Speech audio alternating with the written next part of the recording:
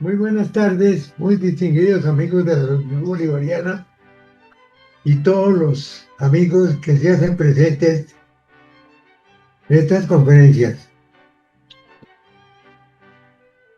Tenemos hoy una conferencia sumamente interesante,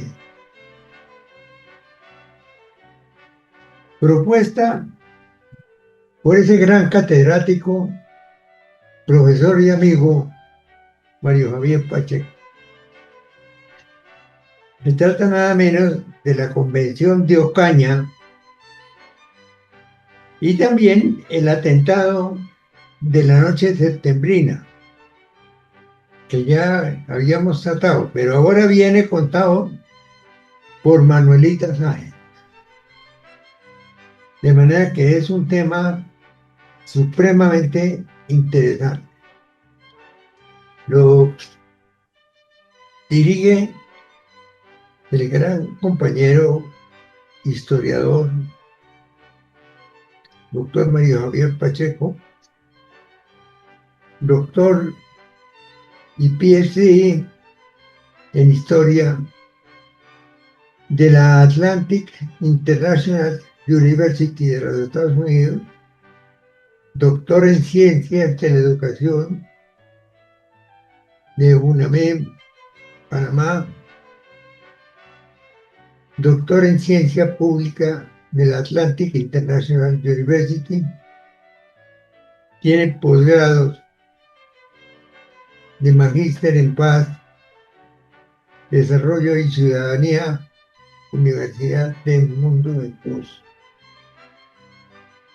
Especialista en comunicación digital y medios interactivos, UNAM de Colombia. Y estudios superiores profesional en literatura de la UNAM, Colombia, y periodista profesional del Ministerio de Educación de Colombia. Es técnico, profesor en literatura de la Universidad de Panamá. Este gran hombre, que se ha distinguido por unas investigaciones extraordinariamente interesantes, nos llega hoy con esa magnífica conferencia que nos va a iluminar un pedazo sumamente importante de nuestra historia. La Convención de Ocaña y sobre todo ese atentado de la noche septembrina, pero contado en esta oportunidad por la maravillosa mujer Manuelita Sáenz. De manera que adelante para Javier. Doctor Santamaría, Miguel Santamaría Dávila, encantado, como siempre, es un honor estar con usted, con ese pasado y presente de gloria que lo acompaña, porque usted es el futuro siempre de esta Colombia. Y es un placer. Hoy hablé con el señor canciller de Panamá sobre usted y me dijo, Mario, cuando quieras, le damos un saludo al doctor Miguel Santamaría. Qué bueno sería, le dije, listo, vamos a escoger el momento para que se saluden. Y bueno, igualmente me complace muchísimo encontrar al coronel Almario, a las personas que nos acompañan generalmente, al grupo de amigos que les gustan estas historias, que son generalmente parte de los hechos verídicos, de los relatos, de las descripciones, y también de esta parte que a mí me ha gustado en la Petite Histoire, la historia debajo de las sábanas, porque como decía Arturo Abella, la historia se ha escrito más entre las cobijas que sobre los escritorios. Y es cierto, es que las mujeres, benditas mujeres, son las que deciden finalmente por los hombres y nosotros no los hemos entendido. El chip de la mujer en cuanto a la dominación es absolutamente eterno. Al hombre le gusta más la tranquilidad y la paz y finalmente terminamos cediendo condescendiendo ante el bello sexo que tanto nos gusta a todos quienes afortunadamente vivimos en una generación en la que no hay todos estos conflictos de género de hoy en día. Pero a Manuelita sí, doctor Santamaría, le tocó vivir esa época. Primero, hay que recordar que ella fue hija de una relación non santa. Ya de allí, por ese solo problema en Quito, ya era repudiada por la sociedad. Había que apartarla de la aristocracia, de las clases sociales y de todas estas cosas. Ella nació en Quito el 27 de diciembre de 1797 y murió un 23 de noviembre. Mire, en un par de días vamos a cumplir 228 años de la muerte de Manuelita, que ocurrió en 1856 en Paita, en un estado de pobreza, en un estado de abandono, que no se compadecía de ese pasado que ella tuvo de generala, de libertadora, del libertador.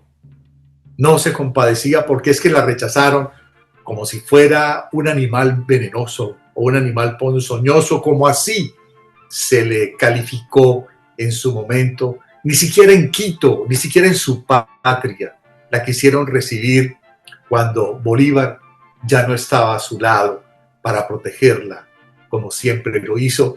Y había llegado Santander, y con Santander los vengadores de todo lo que representaba el libertador Simón Bolívar.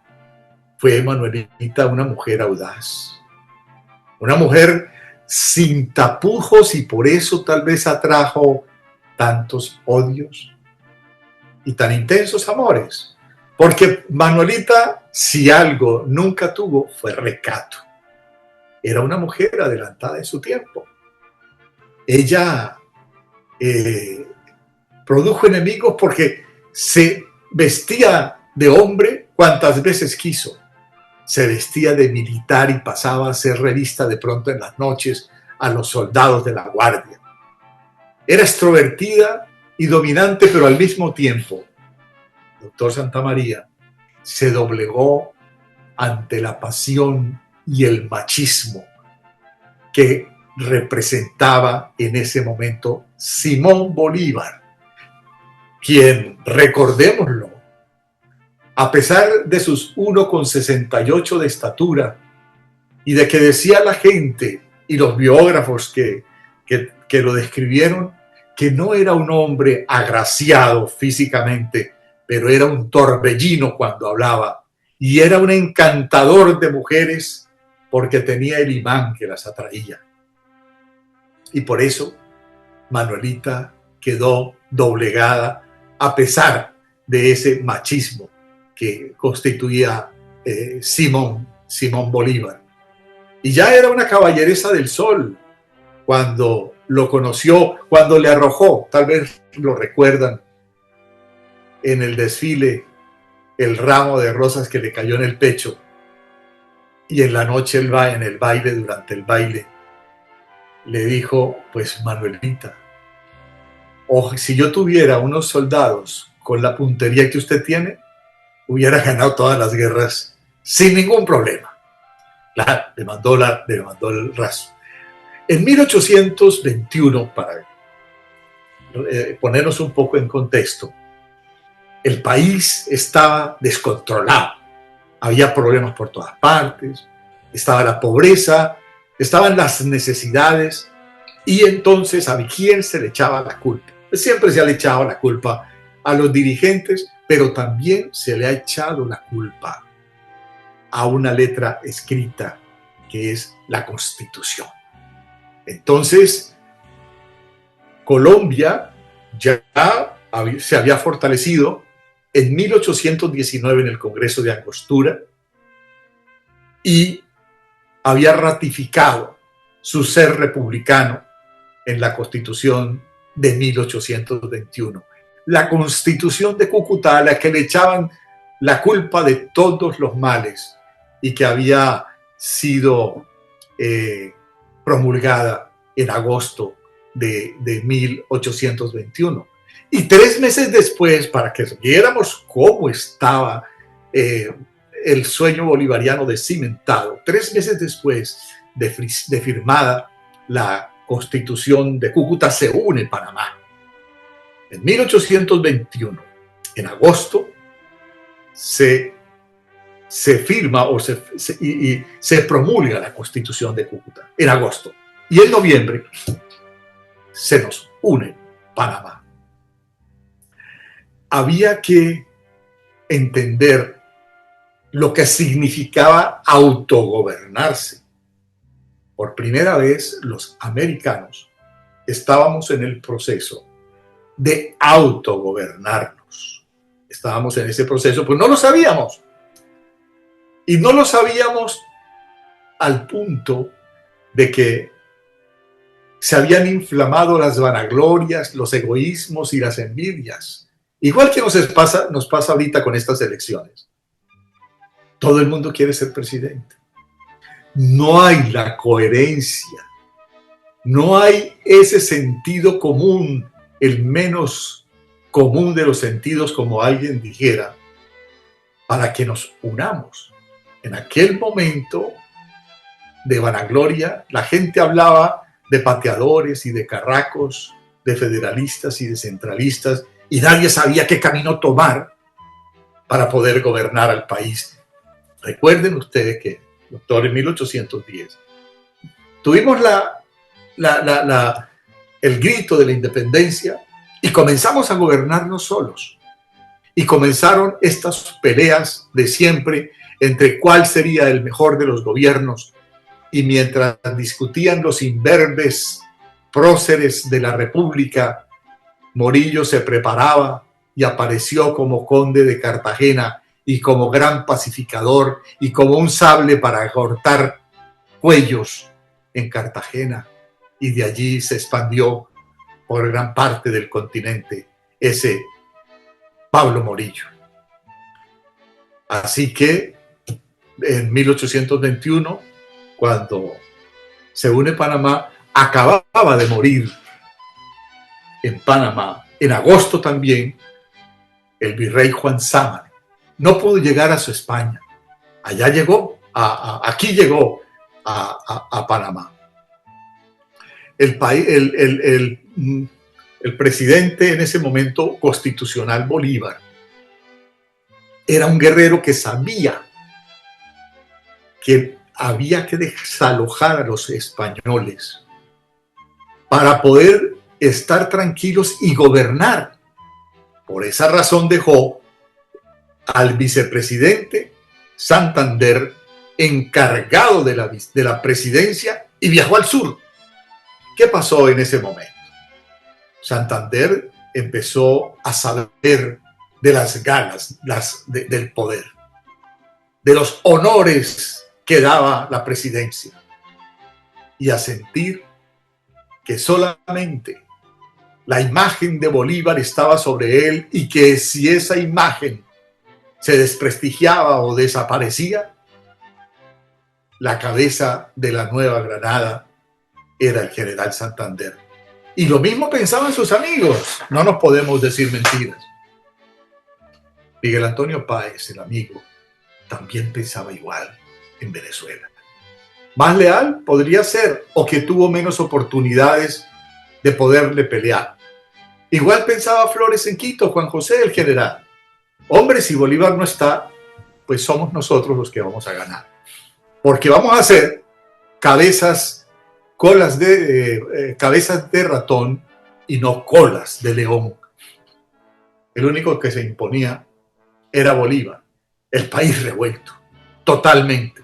Entonces decían que los federalistas, decían que los centralistas, los federalistas, obviamente, Santander, y el país en crisis, el país en violencia.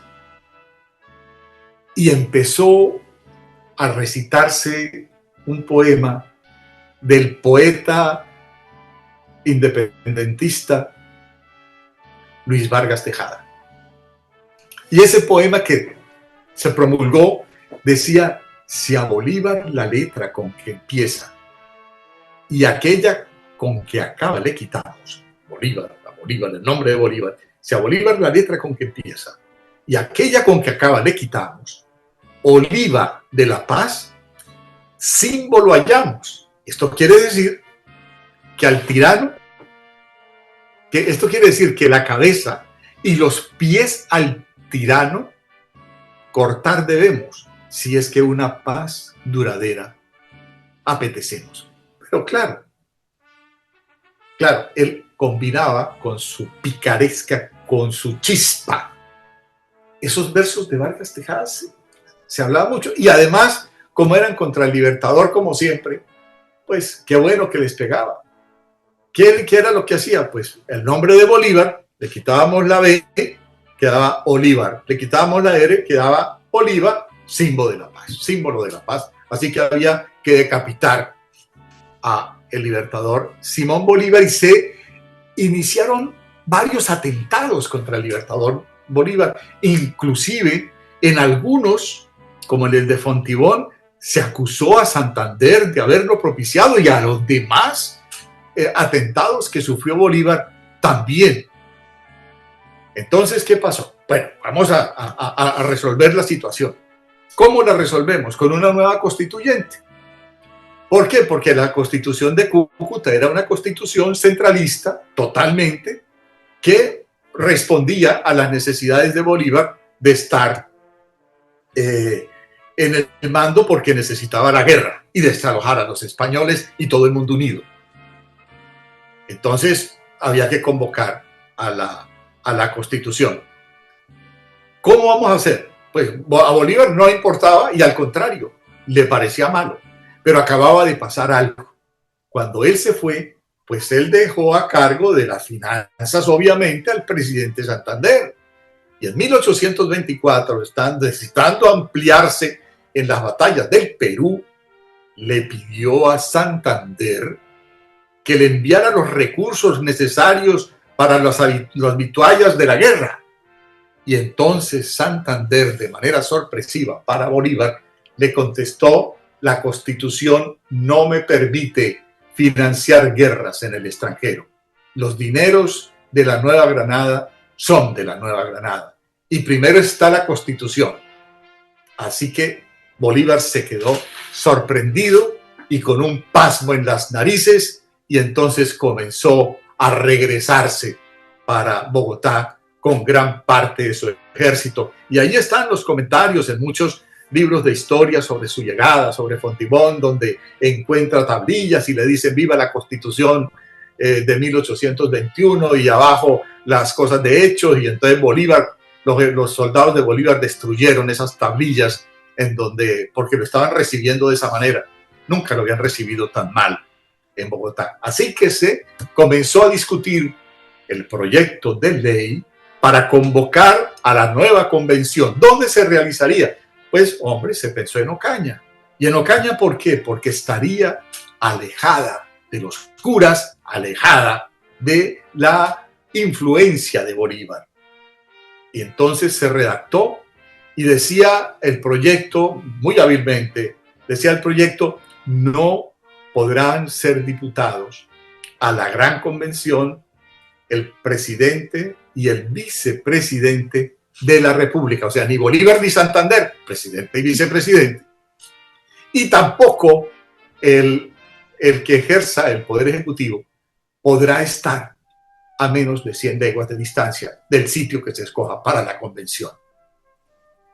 Santander cambió la cosa, porque él decía: no, pues mi experiencia como vicepresidente hace que yo deba estar. Entonces, él simplemente modificó la ley. Y es bueno que ustedes miren el proyecto, porque es muy interesante, y cómo quedó la ley. La ley simplemente dice: no podrá ser diputado ni estar en la ciudad que se escoja a quien ejerce el poder ejecutivo, de tal manera que el vicepresidente Santander quedó con las uñas libres para poderse candidatizar y obviamente ganar esas elecciones en Ocaña.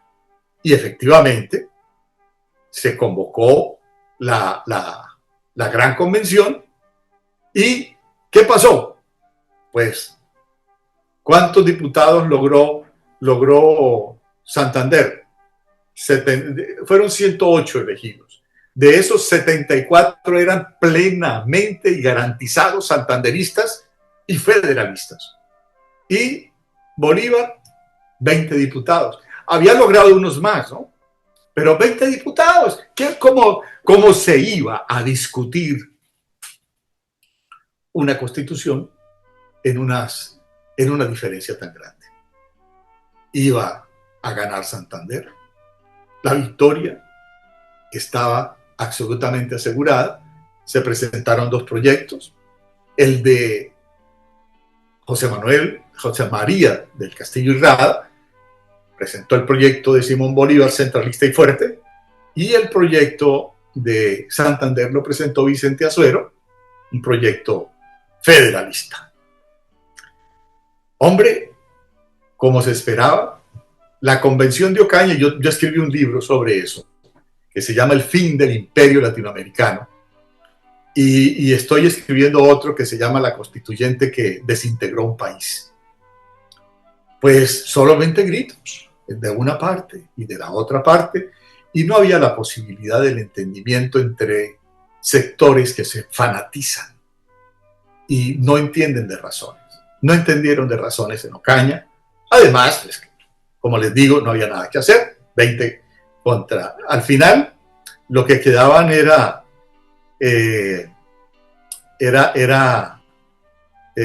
74 diputados de los 108 elegidos. Y la mitad más uno de los 108 eran 55. O sea, la mitad de 108. Cuando llegó el 13 de junio, día decisivo, o sea, la convención empezó el 9 de abril de 1828 con diputados de todas partes. Ocaña después es que con la carretera se quedó aislada. Pero Ocaña fue escogida porque era un sitio del epicentro geográfico de estas tres naciones unidas, en ese momento Venezuela, Quito y Nueva Granada. Teníamos para llegar a Ocaña el río Cauca, teníamos la otra ruta que era la navegación en esa época, el río Magdalena, los caminos también, los senderos camineros. Ocaña era un punto central, equidistante. Ya las carreteras lo alejaron, como les decía. El 13 de junio, ¿qué pasó? Los bolivaristas y Bolívar, muy preocupado, solo pudo acercarse hasta Bucaramanga. Allí vemos en el diario de Bucaramanga, de Perú y de la Croix, los episodios tan interesantes que pasaban con el Libertador.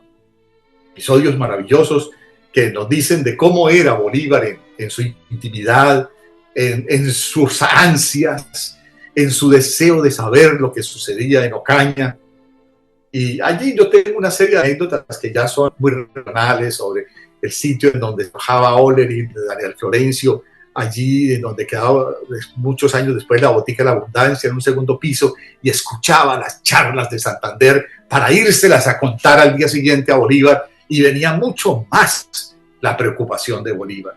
Así que el 13 de junio, los bolivaristas, que lo único que hacían era el quórum, no hacían más, decidieron irse hacia La Cruz, un pueblo, el pueblo se llama hoy Ábrego, y es que en ese momento había solo 20 bolivaristas y le quedaban a Santander 48, contándolo a él, 48.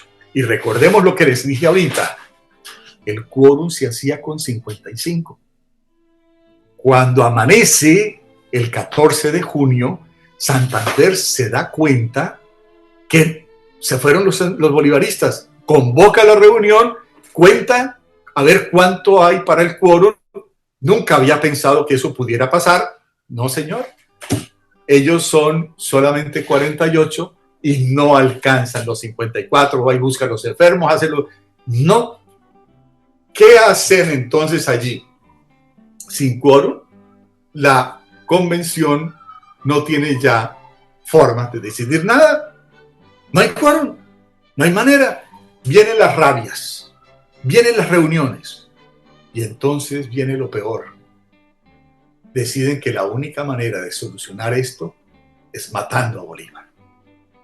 Y queda un verso grabado en un pupitre de la Gran Convención, escrito por el mismo Vargas Tejada, el de la oliva, de que le quitemos la cabeza y los pies al tirano.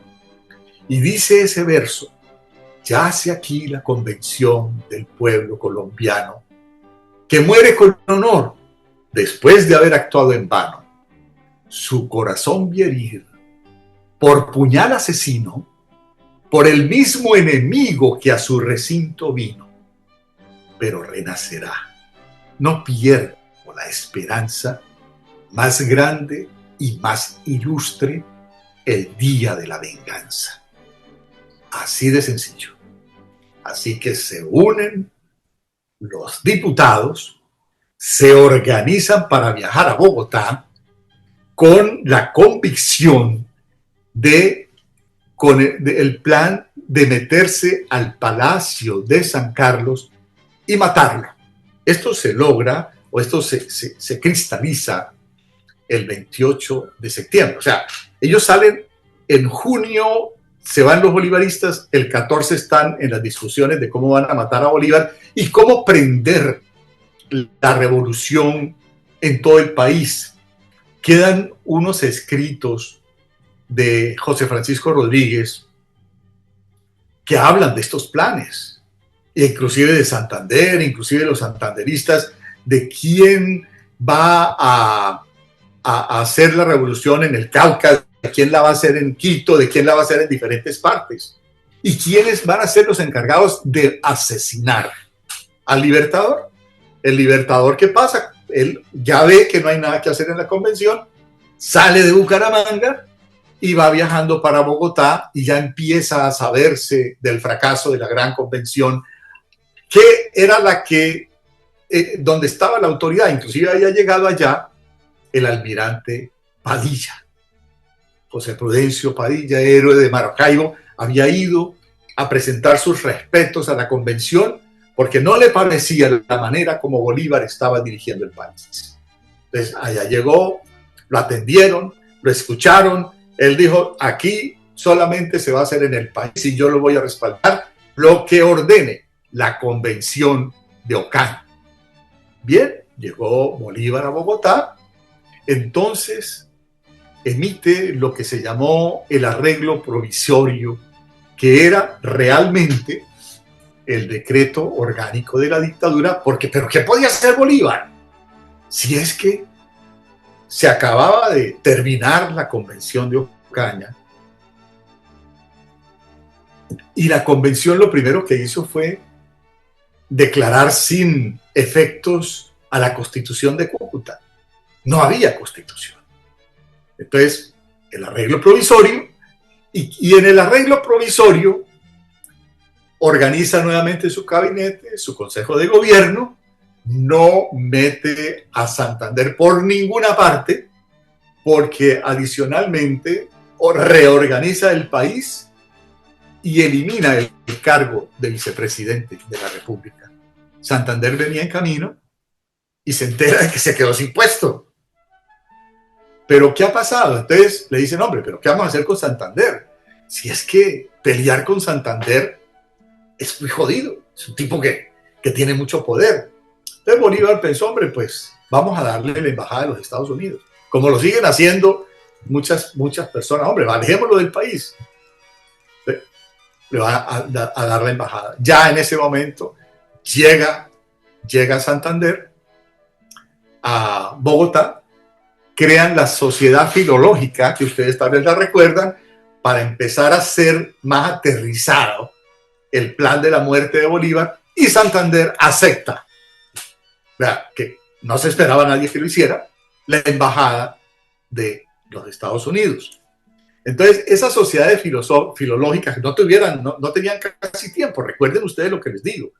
El 13 se van los bolivaristas de Ocaña. El 14, el 15 salen los santanderistas, llegan ya a Bogotá, más o menos en agosto ya Bolívar emite el decreto de la dictadura y están planeando todos estos hechos. Empiezan estos conjurados a organizar todo, pero pasa como siempre con estas vainas, y es que uno de los conjurados, que se llamaba Francisco Salazar, estaba preso en todas vainas. Entonces Francisco Salazar lo dejan salir de prisión y estaba con algunos de sus guardias tomando trago y se jactó, vamos a matar a Bolívar. El plan era matarlo en octubre, ¿no? Era matarlo en octubre, el 20 y tantos de octubre, por ahí no retengo la fecha en este momento, era matarlo en octubre. Entonces, miércoles, el plan para matar a Bolívar. Entonces, el guardia inmediatamente advierte la vaina y se traen a este muchacho Francisco Salazar y le dicen, bueno, lo interrogan y no, en octubre. La gente se da cuenta de la cosa y esto pasó, pasó un día antes del 23, 24 de septiembre. Entonces, ¿qué dice? No solamente Santander, que no iba a las reuniones de los filólogos, ¿no? Santander todo lo hacía por fuera y él decía, no, déjenme, yo me voy para los Estados Unidos y después ustedes hagan el atentado. Pero, por ejemplo, Florentino González, que había sido procurador general de la Nación, Florentino González le decía, no señor, no general, usted tiene que estar en Colombia. Es que se supone que a rey muerto, rey puesto. Usted es la persona que debe estar en Colombia para asumir el mando. Y entonces Santander, que no quería comprometerse ya mucho, no iba a las reuniones, pero organizaba todo. Así que dijeron, no señores, nos toca hacer el atentado ya mismo. Mañana hacemos el atentado porque la gente está pensando que es para octubre. Hagámoslo ya. Y efectivamente, el Palacio de San Carlos, donde estaba Bolívar, había sido comprado en febrero de ese año. O sea, ni siquiera el mismo Bolívar lo conocía. Recordemos que Bolívar se había ido para Bucaramanga en abril. El palacio fue comprado en febrero. Entonces, no lo conocía Bolívar y mucho menos el resto de la gente. Entonces, eso fue algo que ayudó para que Bolívar se salvara. Y efectivamente, entonces, cuando llegan los conjurados, empieza la matazón, porque es que se van varias, o sea, entraron 17 soldados a Palacio, fuera de algunos diputados, como entró Vargas Tejada, entró Mariano Espina Rodríguez, más tarde tan famoso, entró Hormen, entró Carujo, entró el sobrino de Vicente Azuero, que ustedes lo recuerdan, el que hizo la constitución azuerina de Santander en la convención de Ocaña, Pedro, que era un intelectual, era un profesor universitario en ese momento, entró Juan Manuel, o sea, entraron varios de diputados de la convención de Ocaña y por ahí se trataron de interponer algunos leales a Bolívar, pero fueron muertos, o pues heridos. En ese momento no había todavía un muerto en ese momento, y entraron en tropel buscando a ver dónde estaba la pieza de Bolívar. Claro, cuando Manuelita abre la puerta de la alcoba, pues Bolívar, recuerden, no estaba. Y entonces ella les dice, no, es que Bolívar está en el consejo. Así se le ocurrió, muy de chispa, se le ocurrió, y estos tipos quedaron locos.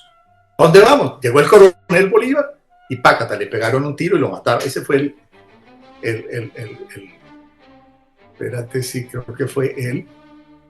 Bueno, ya pasa la cuestión, ya Bolívar se ha saltado por el puente y toda la cosa. Ahorita miramos lo que dice Manuelita, pero yo hice un recuento de cuáles diputados participaron y cuál fue su futuro allí.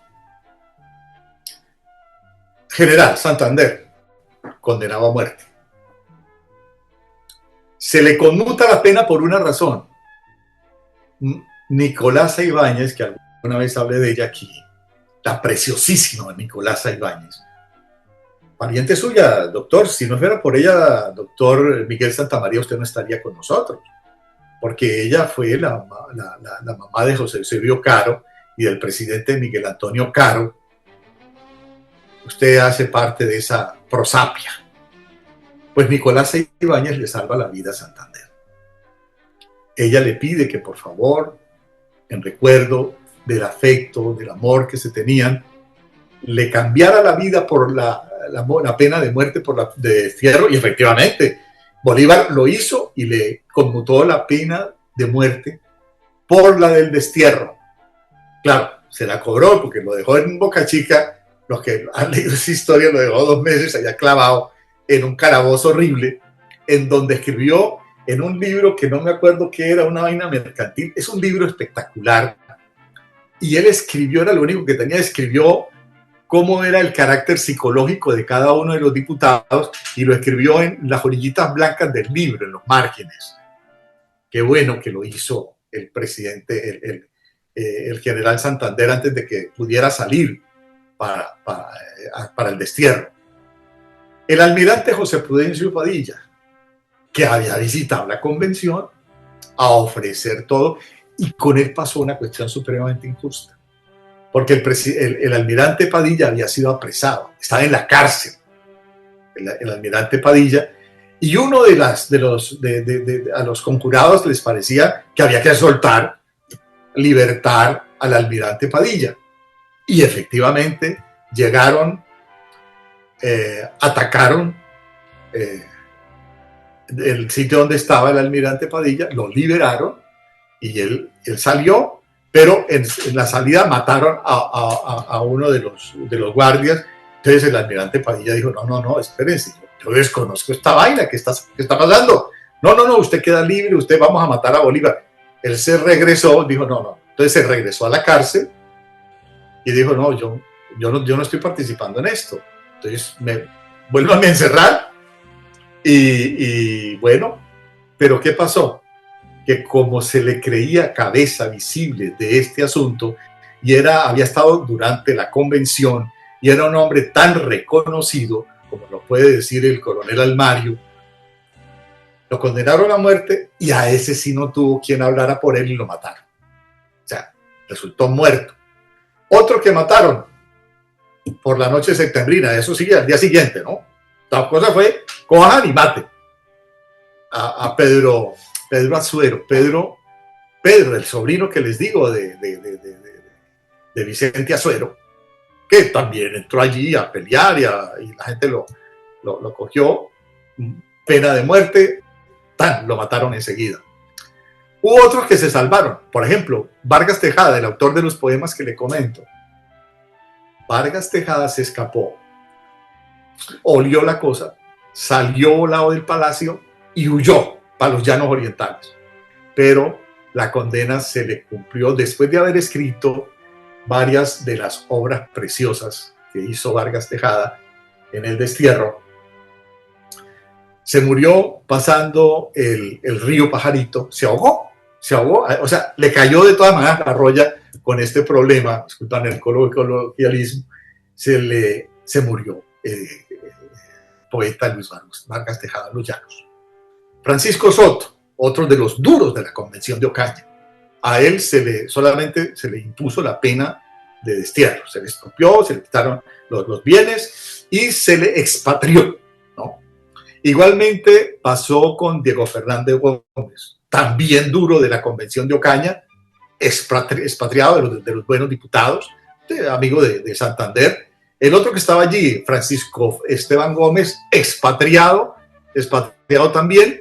Francisco de Paula López, expatriado también y expropiado. Martín Tobar Ponte, expatriado. José de Irribarren, expatriado. Y Romualdo Liévano, expatriado. Ese fue el destino de las personas de la Convención de Ocaña, de los diputados de la Convención de Ocaña. Pero entonces visto este contexto,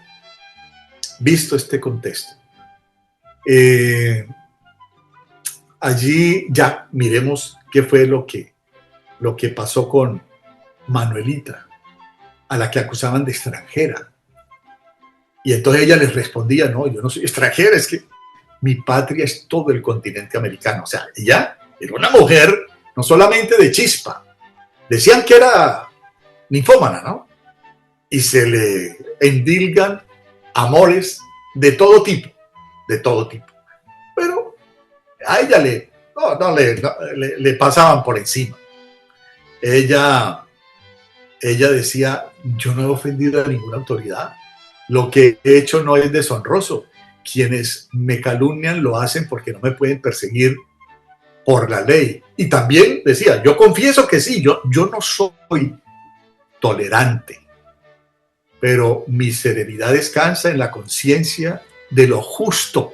Y lo justo para mí es la causa del Libertador. Mire cómo quería esa mujer al Libertador, esa mujer que tenía gran influencia en los círculos militares. Así que era considerada por sus amigos como una pieza valiosa, pero por los enemigos como una amenaza total para Colombia. Por eso fue que Rocafuerte en el Ecuador no la quiso recibir. Decía, no sé si lo han leído, cuando ella quiso irse para su patria, después de que la persiguió todo el mundo, decía, no señor, porque es que la Sáenz, decía él, es una amenaza para la tranquilidad pública y la paz. Es una mujer revolucionaria y potencialmente violenta. No, bueno, por algo le decía a Bolívar a veces, hombre, mi Manuelita, qué rico que me quieras, pero no me quieras tanto. No, ten cuidado con lo que haces, porque mira que nos estás perdiendo a los dos. Ten cuidado con lo que dices. Así que esa Manuelita no era... Bueno, además que ustedes recuerdan la historia del doctor Torné, de Luchar, del teniente, porque la metieron en un convento y resulta que esos conventos en Quito tenían la fama de que más bien eran un refugio para que los curas fueran y se acostaran con las monjas. O sea, había un poco de historias allí y más que todo en ese... Si no estoy mal, era el de las claretianas, a donde a ella la metieron y entonces donde podía dar rienda suelta a algunas de sus cosas. Pero para no, ¿qué horas son ya, doctor? Son las 4:50, para no demorarlos, voy al documento que les digo de cómo vio Manuelita Sáenz el atentado a la noche septembrina, en una carta que le escribió al general Oller. Dice, me pide usted que le diga lo que presencié el 25 de septiembre del año 28 en la casa del gobierno bogotano. Pero quiero decirle lo que ocurrió unos días antes. Estando una noche en dicha casa, me llamó una criada mía diciéndome que una señora quería hablar con el Libertador. Entonces, el presidente Libertador estaba en la cama resfriado y me dijo, anda tú, yo estoy aquí malo y no la voy a recibir en la cama, mira a ver qué es lo que te quiere decir esa señora.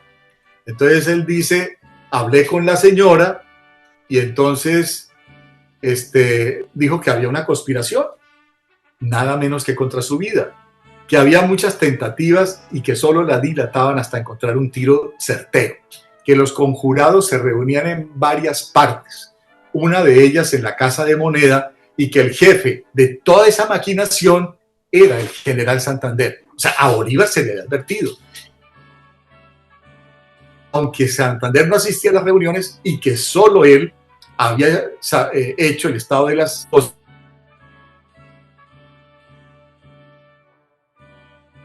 por agentes, pero que él sabía algo, pero no del todo. Y entonces dice Manuelita, me dijo tantas vainas que yo no me acuerdo, pero cuando supo que estaba hablando del general Córdoba, él se saltó. Recordemos que él quería mucho al general Córdoba. Entonces llamó a Ferguson y le dijo, vaya Ferguson, hable con ella y dígame a ver qué es lo que está diciendo. Y del general Córdoba, entonces fue Ferguson y regresó también y le dijo, hombre, sí está diciendo lo que Manuelita dice. Entonces él le dice, hágame un favor, dígale a esa señora que se vaya y que no se infame, que no hable mal del general Córdoba, que puede hablar mal todo lo que quiera de Santander, pero no del general Córdoba. Bueno, sigue la carta de Manuelita. El 25, día del atentado, a las 6 me mandó llamar el Libertador. Contesté que estaba con dolor de cara y él me dijo, con otro recado, que mi enfermedad era menos grave que la de él y que fuera a verlo.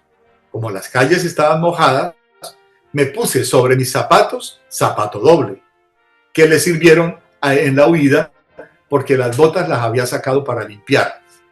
Cuando entré, estaba el baño tibio, estaba él en baño tibio y me dijo, oye, mira, Manuelita, va a haber una revolución. Le dije, hombre, pero va a ser, no va a ser todavía, va a ser más tarde. Entonces me hizo que le leyera durante el baño. De que se acostó, se durmió profundamente, sin más precaución que su espada y pistolas, sin más guardia que la de costumbre, sin prevenir al oficial de guardia ni a nadie, contento con que el jefe del Estado Mayor, o no sé lo que era, le había dicho que no tuviese cuidado, que él respondía, y le pone entre paréntesis, este era el señor Coronel Guerra, el mismo que dicen que dio para esa noche el santo y seña y contraseña. Y además, el otro día andaba prendiendo a todos hasta que alguien lo denunció diciendo que él era uno de los jefes de la conspiración. Serían las 12 de la noche, cuando latieron mucho los perros del Libertador, y además se oyó algún ruido extraño, que debe haber sido por el chocar con los centinelas, pero sin armas de fuego para evitar ruido. Desperté al Libertador, y lo primero que hizo fue tomar su espada y una pistola e ir a tratar de abrir la puerta. Lo contuve y lo hice vestir, que lo verificó con mucha serenidad y prontitud. Me dijo, bravo, vaya, pues ya estoy vestido, ¿y ahora qué hacemos? Hacernos fuertes, dijo, y volvió a tratar de abrir la puerta. Yo lo volví a detener. Entonces se me ocurrió lo que yo le había oído al mismo general un día. Usted no me dijo, no le dijo a don Pepe París que esa ventana era muy buena para un lance de estos. Dices bien, me dijo, se fue a la ventana, yo le ayudé para que se botase, aunque primero pasaron unos jinetes y cuando ya no hubo nadie, se lanzó por la ventana cuando ya estaban forzando la puerta. Yo fui a encontrarme con estos invasores para darle tiempo de que se fuera, pero no tuve tiempo para verlos saltar ni para cerrar la ventana. De que me vieron me agarraron y me preguntaron, ¿dónde está Bolívar? Les dije que en el consejo, que fue lo primero que se me vino a la cabeza. Registraron la primera pieza con tenacidad, pasaron a la segunda y viendo la ventana abierta exclamaron, huyó, se ha salvado. Yo les decía, no señores, él no ha huido, él está en el consejo. ¿Y por qué está abierta la ventana? Yo la acabo de abrir porque deseaba saber qué ruido era el que había. Unos me creían y otros no pasaron al otro cuarto. Tocaron la cama caliente y más se desconsolaron. Por más que yo les decía que sí, que estaba caliente, pues yo estaba acostada, esperando a que Bolívar saliese del consejo para darle un baño. Me llevaban a que les enseñe el consejo, porque usted sabe que siendo esa casa nueva, no conocían cómo estaba repartida, y el que quedó a entrar a enseñarles se acobardó, o sea, ellos tenían un guía, según se supo después. Yo les dije que sabía que esa reunión se llamaba consejo, a la que asistía todas las noches, pero que yo no conocía el lugar. Se enfadaron mucho, me llevan con ellos hasta que encontré a Ibarra herido. Y él, de que me vio, me dijo, ¿con qué has muerto al Libertador? Entonces yo le dije, no, Ibarra, el Libertador vive. Conozco que ambos estuvimos imprudentes y me puse a vendarlo con un pañuelo de mi cara. Entonces Suláibar me tomó de la mano a hacerme nuevas preguntas. No adelantando nada, me condujeron a las piezas en donde me habían pasado y yo me llevé al herido y lo puse en la cama del general. Dejaron al centinelas en las puertas y ventanas y se fueron al oír pasos de bota errada. Me asomé a la ventana y pasaba el coronel Ferguson, que venía a la carrera de la casa en donde estaba curándose la garganta. Me vio con la luna, que era mucha, y me preguntó por el Libertador. Y yo le dije, no, yo no sé nada. Pues no le podía decir nada, pero lo previne de que no entrara porque lo matarían. Entonces él me respondió que moriría llenando su deber si era necesario. Al poco momento oí un tiro. Ese fue el pistoletazo que le tiró Carujo. Y además un sablazo en el fin de la frente y el cráneo. A poco se oyeron unas voces en la calle y los centinelas se fueron. Y yo tras ellos, a ver al doctor Moore para atender a Andresito. El doctor ya salía del cuarto y lo iban a tirar, pero su asistente dijo, no maten al doctor. Y ellos dijeron, no hay que matar sacerdotes. Fui a llamar al cuarto de don Fernando Bolívar, que estaba enfermo. Lo saqué y lo llevé a la calle a meter el cuerpo de Ferguson, pues yo lo creía vivo. Lo puse en el cuarto de José, que estaba de gravedad. Y si no se muere, porque él sí hubiera salido y se hubiera expuesto al peligro. Subí a ver los demás cuartos cuando llegaron los generales Urdaneta, Herrán, el coronel Martel y otros a preguntar por el general Bolívar. Entonces les dije lo que había ocurrido y lo más gracioso era que todos me preguntaban ¿y a dónde fue? Cosa que ni el mismo Libertador sabría dónde iba. Por no ver curar a Ibarra, me fui hasta la plaza y allí encontré al Libertador a caballo, hablando con Santander y Padilla, entre mucha tropa que vivaba el Libertador. Cuando regresé a la casa, me dijo, tú eres la libertadora del Libertador. Se presentó el señor don Tomás Barriga y lo iba a arengar, pero el general, con esa fogosidad que usted tanto conocía, le dijo, sí señor, por usted y por otros hay estas cosas, porque de imbéciles confunden la libertad con el libertinaje. Bolívar era bravo.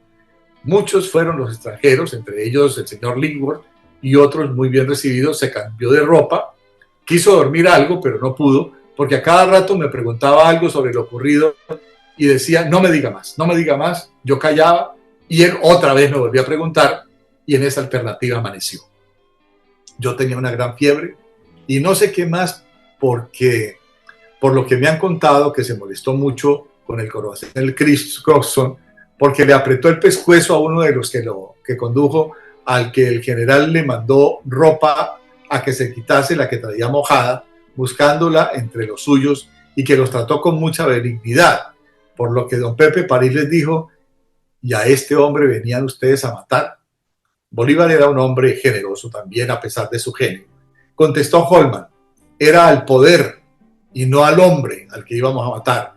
Entonces tuvo lugar la apretada de garganta cuando entró el Libertador y se puso furioso contra este jefe, afeándole su acción de un modo fuerte.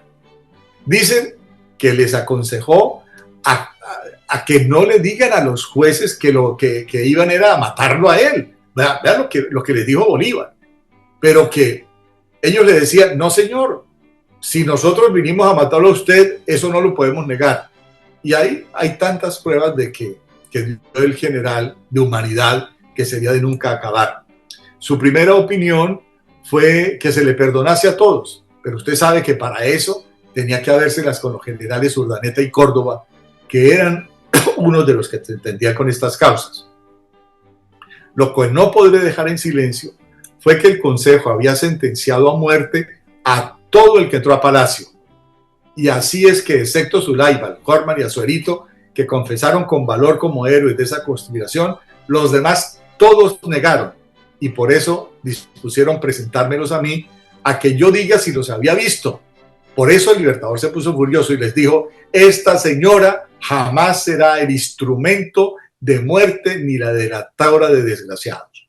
No obstante, más tarde se presentaron en mi casa a un señor Rojas y consentí en verlo porque había mucho empeño de la señora para que ella dijera, hombre, yo no lo conozco.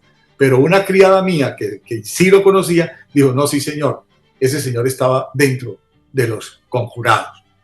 Dije también que don Florentino González me había salvado la vida.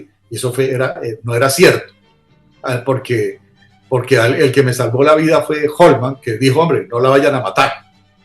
¿No? Cuando iba con el puñal en la mano y con un cuerpo guarnecido de pistolas. Entonces fue Holman el que me salvó la vida. Estos señores no entraron tan serenos. los que eran algunos artilleros del Perú, que eran los 17 soldados que les comentaba.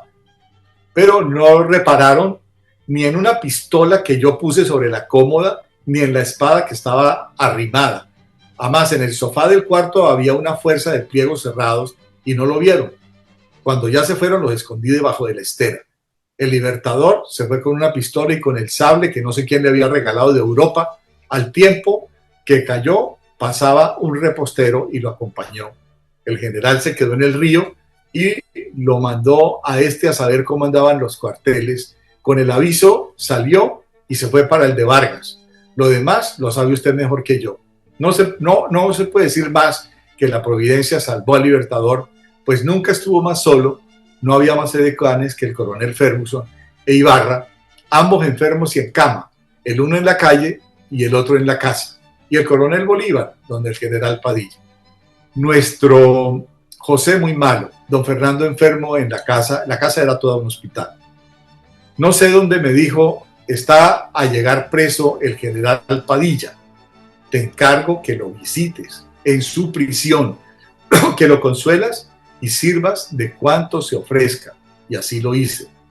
El señor general Obando, a quien Dios guarde por muchos años, ha dicho en Lima, antes que ahora, que yo en medio de mis malas cualidades tenía la de haberme portado con mucha generosidad con los desgraciados, a lo que contesté que esa virtud no fue mía, sino del Libertador, que me había dado tantas y tan repetidas lecciones de clemencia con el mismo panegirista. Y esto es muy cierto y a usted le consta, de modo que tantos escapados de la muerte que por el Libertador. Baste decir a usted que yo tuve en la casa a personas que buscaba y que el Libertador lo supo. Al general Gaitán le avisaba que se quitase de tal parte porque ya se sabía. Al doctor Merizalde lo vi en una casa al tiempo de entrar yo a caballo y le dije a la dueña de casa, si así como yo vengo con un criado, viniese otra persona conmigo, lo había visto al doctor Merizalde. Dígale usted que sea más cauto. Tal vez sería por eso que después de muerto el general me hizo comadre Merizalde. Infinitas cosas referiría a usted en este género y las omito por no ser ya más larga en esta carta, asegurándole a usted que en lo principal no fui yo más que el instrumento de la magnanimidad del gran Bolívar. Paita, a 10 de agosto de 1850. Esa fue la carta en la cual Manuelita Sáenz le comenta a el general Daniel Florencio Oleri su impresión de cómo entraron las personas a matar a Bolívar. Ella adoraba a Bolívar y le aceptó todas las infidelidades que Bolívar le hizo. Muchas gracias por esta oportunidad que siempre usted me da de compartir estas cosas que son mi pasión. Gracias. Mi querido Mario Javier, interesantísima tu conferencia. En realidad descubre muchos aspectos que la gente no conocía sobre la noche septembrina. En realidad es sumamente interesante la participación de Manuelita, que indudablemente es una figura trascendente en nuestra historia. De manera que lo felicito. Esta es una pieza formidable, muy, muy interesante, muy importante. Muchas gracias, me encanta que les haya gustado. Y agradezco inmensamente la participación y sobre todo habernos dado esta conferencia tan oportuna. Muchas gracias, Mario. No, usted, muy amable. Quiero pedirle la opinión a los distinguidos miembros de nuestra corporación alrededor de esta estupenda conferencia del día de hoy. A ver, el coronel Almario. Coronel Almario, gentil Almario. ¿Me oigo?